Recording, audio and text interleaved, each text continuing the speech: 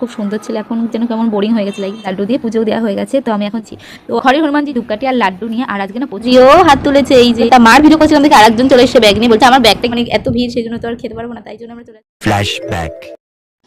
Hello guys, welcome my blog. তো ওই দেখো ওই মেয়েগুলোকে দেখে আমার পুরনো স্মৃতি মনে পড়লো, তাই একটু ভিডিওটা অন করলাম। ওরা যাচ্ছে কলেজে বা পড়তে, আমরাও আগে এরকম যেতাম। ওই সময়টা ওই লাইফটা খুব সুন্দর ছিল, এখন যেন কেমন বোরিং হয়ে গেছে লাইফ। যাই হোক, আজকে হচ্ছে হনুমান জয়ন্তী, আর ঠাকুরকে আমি তুলসীর মালা করে দিয়েছি, আর এখানে লাড্ডু দিয়ে পুজোও দেওয়া হয়ে গেছে। তো আমি এখন যাব ওই বাড়িতে।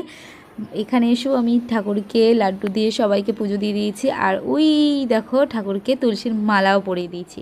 তো ঘরের হনুমানজিগুলোকে তো দেওয়া হয়ে গেছে, এবার যাব মন্দিরে। তো চলো যাওয়া যাক।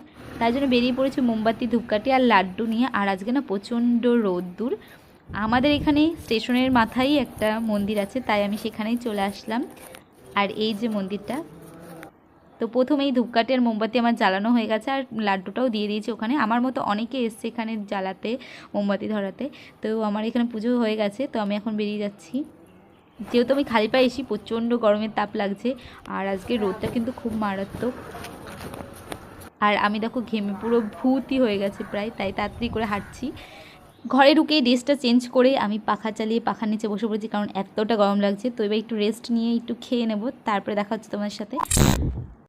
তো সন্ধ্যাবেলায় রেডি হয়ে নিচ্ছে, আর আমি আর মা একটা জায়গায় যাচ্ছি। কোথায় যাচ্ছি চলো তোমরা দেখতে থাকো কোথায় যাচ্ছি। তো চলে এসছি এখানে, আর এখানে কি আছে সেটাও বলছি, দাঁড়াও দাঁড়াও। তো এখানে আজকে আছে, এখানে ইস্কন মন্দির হবে, তারই ভিত পুজো। যাই হোক, আমরা এখন ভিতরে ঢুকি চলো। তো এসে গেছি, আর দেখো কত ভিড়, আরও ভিড় ছিল, সব দেখলাম চলে যাচ্ছে।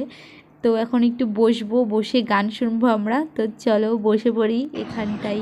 প্রোগ্রামটা কিন্তু কালকে থেকে শুরু হয়েছে, আর আজকে আমরা দ্বিতীয় দিনে এসেছি। আর এই দেখো ইসকনের সব বাচ্চারা কি সুন্দর গান করছে, তোমাদেরকে তো শোনাতে পারছি না, যদি বাই চান্স কপিরাইট দিতে, আমি তো ছোটো ইউটিউবার সেই জন্যে। তারপর একটা মহারাজ গান করছিল, তখন সবাইকে হাত তুলতে বলছে, সবাই হাত তুলেছে। আর এইদিকে আমার মা, মানে আমার মাতাজিও হাত তুলেছে, এই যে।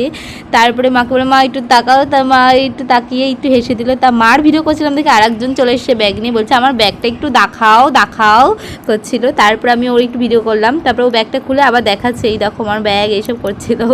যাই হোক, খুব ভালোই কেটেছে।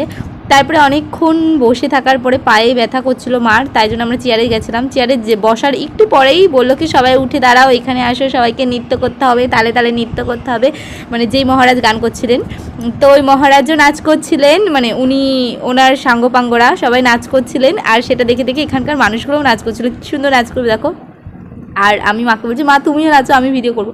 তো সবাই নাচ করছিলো এখানে দেখো, প্রত্যেকটা মানুষ, এখানে কেউ দাঁড়িয়ে নেই, শুধু আমি ভিডিও করছিলাম, আর একটা মেয়ে ছিল, আর একটা ছেলে ছিল, সে দাঁড়িয়ে ছিল। তাছাড়া প্রত্যেকেই কিন্তু এখানে নাচ করছিল কেউ না কেউ। এই দেখো এখানে লাফাতে বলেছিল যে 2 হাত তুলে লাফাও, তারপরে লাফাচ্ছিল এখানটাই। তো বেশ ভালোই মজা হয়েছে। তারপরে যখন অনুষ্ঠান শেষ হয়ে গেল, আমরা গেলাম প্রসাদের ওইদিকে, যে কত ভিড় সেটা দেখার জন্য। তো চলো আমরা একটু ওই দিকটাই ঘুরিয়ে নিয়ে আসি তোমাদেরকে। আর এই দেখো কত বড় একটা লাইন পড়েছে, সেই জন্য আমরা আর প্রসাদ নিচ্ছি না, আমরা এখন বাড়ির দিকে রওনা দেবো। আর বাড়ির দিকে যাব, মানে এত ভিড়, সেই জন্য তো আর খেতে পারবো না, তাই জন্য আমরা চলে যাচ্ছি বাড়ির দিকে। আর প্রসাদ আমাদের কপালে ছিল, তাই হনুমানজির মন্দিরের প্রসাদ আমাদের জুটেই গেল। তো চলো টাটা, ব্লগটা এই অবধি।